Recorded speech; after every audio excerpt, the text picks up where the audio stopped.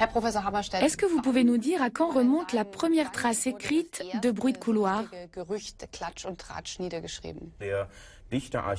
Nous la devons au poète Archiloque, le plus ancien représentant du lyrisme personnel, qui a vilipendé dans ses poèmes le père d'une jeune fille dont il avait demandé la main et qui avait finalement repris sa parole.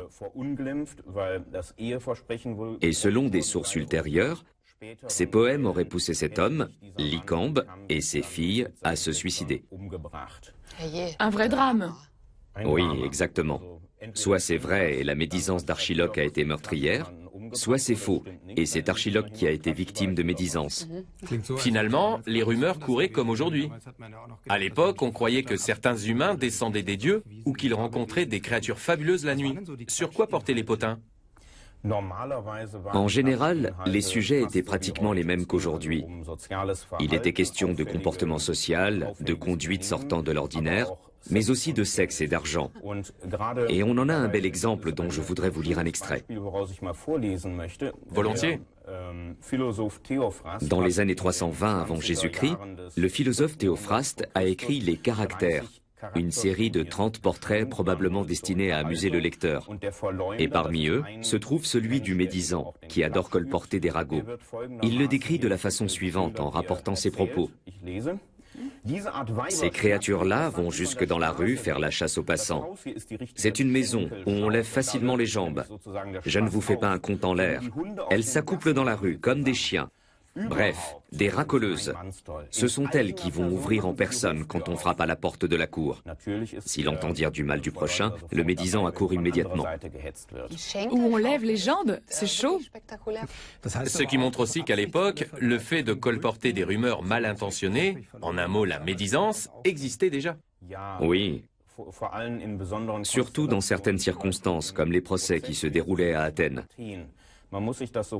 Il faut imaginer que dans la même journée, 200, 400, 600, voire 1200 Athéniens tirés au sort, donc totalement ignorants du droit, devaient suivre plusieurs procès et voter à bulletin secret. Si bien que tout ce que les deux adversaires disaient pouvait peser dans la balance. Et ceux qui rédigeaient les plaidoiries en profitaient largement. C'est une pratique connue depuis longtemps. On sait par exemple que l'on pouvait traîner le passé de l'adversaire dans la boue, l'accuser d'abus sexuels, prétendre que ses parents n'étaient pas ses véritables parents, qu'il était un enfant illégitime, et ainsi de suite. Ou dire aussi que dans l'armée, il avait déserté devant l'ennemi. C'est fou. Et à l'époque, on ne pouvait rien prouver. On ne pouvait pas fournir des documents à l'appui. Oui, c'est bien sûr une des grandes différences avec les ragots actuels, où l'on peut savoir exactement qui a lancé l'information, quand c'est fait par écrit tout du moins, et démontrer si elle est vraie ou fausse. Dans l'Antiquité, comme l'imprimerie n'existait pas, il était impossible de vérifier les dires de quelqu'un comme on le ferait aujourd'hui sur Internet. À qui profitaient les ragots à l'époque?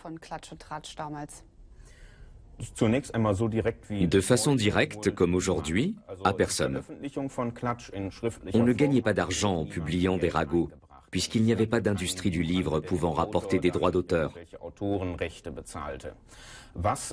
En revanche, dans un procès, il servait parfois à convaincre l'Assemblée dans le feu de l'action. Autre intérêt notoire sous l'Empire, quand on salissait la réputation d'une haute personnalité, on pouvait éventuellement parvenir à l'évincer et à récupérer sa fortune. L'aspect financier jouait donc aussi un rôle.